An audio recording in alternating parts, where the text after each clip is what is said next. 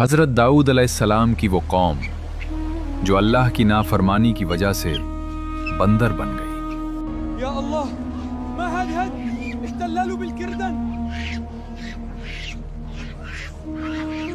Oh, our relative.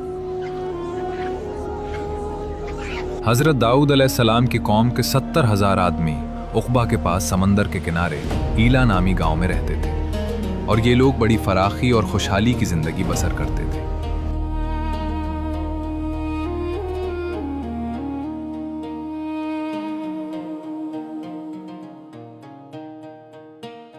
अल्लाह ताला ने उन लोगों का इस तरह इम्तहान लिया कि हफ्ता के दिन मछली का शिकार उन लोगों पर हराम फरमा दिया और हफ्ते के बाकी दिनों में शिकार हलाल फरमा दिया।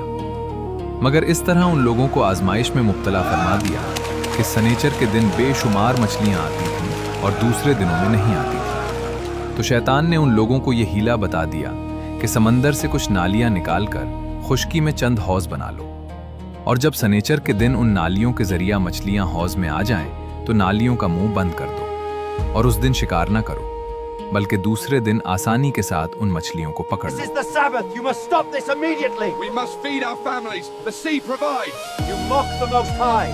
This catch is forbidden. उन लोगों को ये शैतानी हिलाबाजी पसंद आ गई और उन लोगों ने ये नहीं सोचा कि जब मछलियां नालियों और हौजों में मुक़य्यद हो गईं तो यही उनका शिकार हो गया। तो सनीचर ही के दिन शिकार करना पाया गया जो उनके लिए हराम था।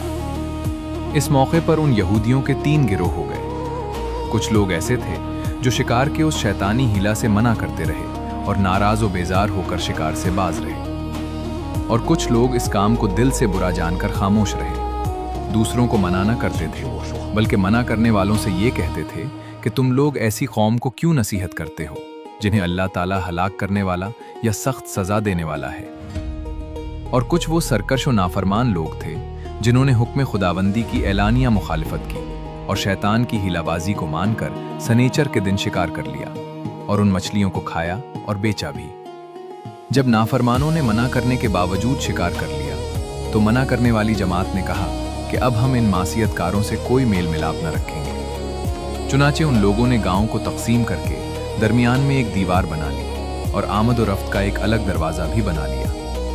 हज़रत दाऊद अलैहिस्सलाम ने गज़बनाक होकर शिकार करने वालों पर लानत फरमा दी। इसका असर ये हुआ कि एक दिन खताकारों में से कोई बाहर नहीं निकला, तो उन्हें देखने के लिए कुछ लोग दीवार पर चढ़ गए तो क्या देखा कि वो सब बंदरों की सूरत में मस्ख हो गए हैं। अब लोग उन मुजरिमों का दरवाज़ा खोलकर अंदर दाखिल हुए तो वो बंदर अपने रिश्तेदारों को पहुंचाते थे और उनके पास उनके कपड़ों को सूंघते थे और ज़ारो ज़ार रोते थे, मगर लोग उन बंदरों को नहीं पहुंचाते थे।